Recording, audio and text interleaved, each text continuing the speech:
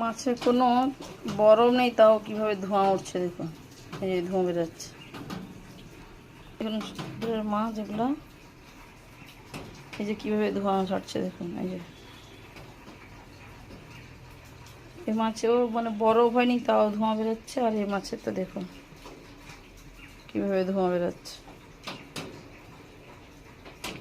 এইভাবে মানে মাছ বরফ হয়ে গেছে, শোনা যাচ্ছে না। এইভাবে এই যে ধোঁয়া ছাড়ছে, দেখুন কত ধোঁয়া। এই যে চিংড়ি মাছ ধুয়ে নিচ্ছি, এটা একটা তরকারিতে দিব। চিংড়ি মাছ দিয়ে পেঁপে আলুর তরকারি বানাবো। মাছগুলো সঙ্গে ছিল, সব দিয়ে দিলাম।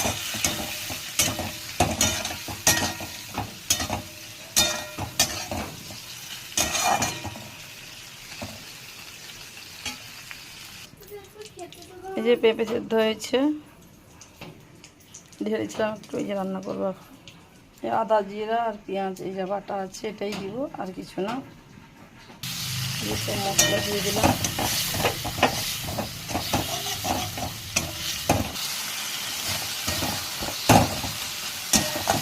পেঁয়াজগুলোকে পুরো বাটা নেই, একটু ছেঁটে ভিজে রাখা আছে, কিন্তু আদা জিরা সুন্দর করে বেটে দিয়েছি। আর এই যে দারচিনি আর সব তেলে সব ফোড়ন দিয়ে দিয়েছি। এবারে পেঁপে আলুটা দিয়ে কষাবো, তারপরে মাছটা দেবো।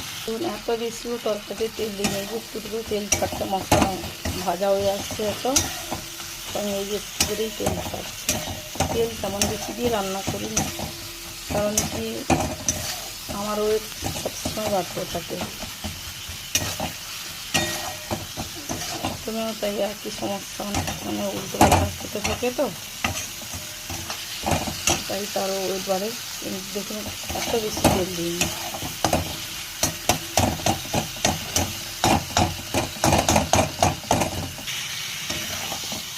দিয়ে দিলাম পেঁপে আর আলু।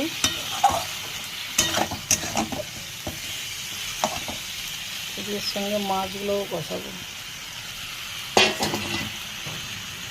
যত চিংড়ি মাছ সব একসঙ্গে দিলাম। চিংড়ি পেঁপে আলু দিয়ে যে